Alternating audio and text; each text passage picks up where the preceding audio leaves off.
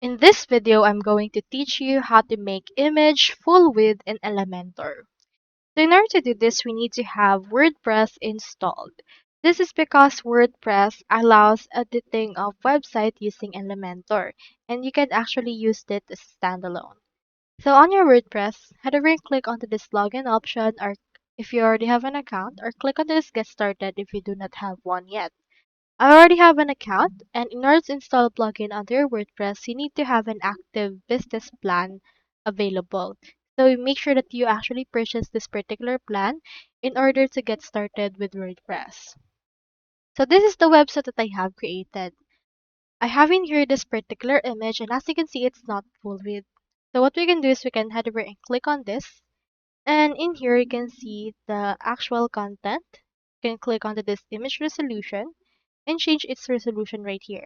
I'll make it large, and as you can see, here it is. Now you can also go over right here to the advanced, and in here you can see the layout. We can see in here the width, and right now it's on default. In this case, let's choose full width, which is actually the default width of everything. So as you can see, it's already been added just like that. Now this is the case for a portrait photo. But what will happen if the photo is actually a landscape? So you can head over and then add in here another image. And then in here we have this placeholder image. You can click on it. Make sure the image resolution is large as well. Now onto the advanced, head over again to your layout, and on the width, just choose full width right here in order to maximize its width.